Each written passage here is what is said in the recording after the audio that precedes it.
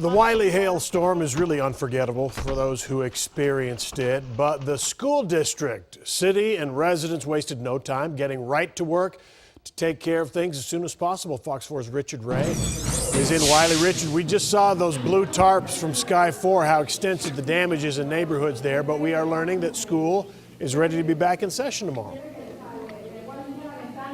It is. We're inside Aiken Elementary School, one of the hardest hit here. And you can see behind me, it's after 9 o'clock, and we've got work crews. In fact, they're going to be here all night. Schools will reopen in Wylie tomorrow, but the cleanup and the rebuilding have just barely begun. Wylie ISD is getting high marks from parents for its handling of the hailstorm and resulting damage.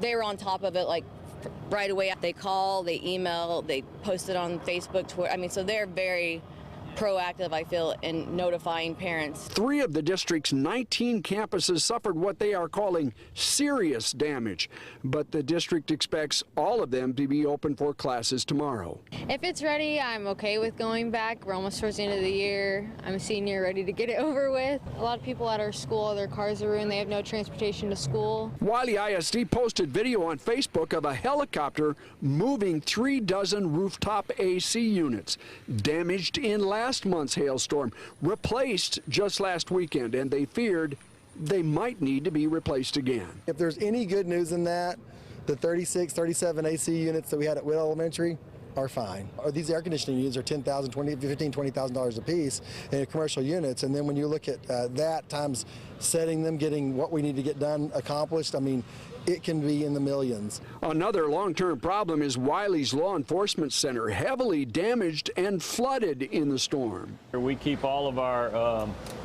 communication servers in here for our 911 system, and water was just literally coming through the ceiling. It was like you were standing outside in a rainstorm. Fire Chief Brent Parker says tarps saved the day. Everything's still operational. We never lost any communications, and we're still dispatching out of here today. The company hired to clean up the law enforcement center says it will take 10 days, maybe 2 weeks. Meantime, administration functions for the fire and police departments have been moved to City Hall.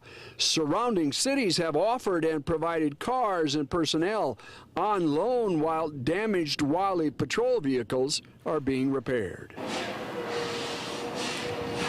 We are back live, and joining me now is the superintendent of schools here in Wylie, Dave Vincent, who's been up since what, 4 this morning? About 4 this morning. It's been a long day. Okay, tell me the process. You had a meeting about 3 o'clock this afternoon, decided to reopen the schools. What was that process? Well, the thing is, we met with folks who are experts in the processes of all the different concerns that we had with regard to our mechanical stuff, our roofs, our windows, the repairs that could be made, when they could be made, and realized that we had done most of the things on the checklist and got ready for tomorrow, which is going to be school, coming back to online and everything being okay.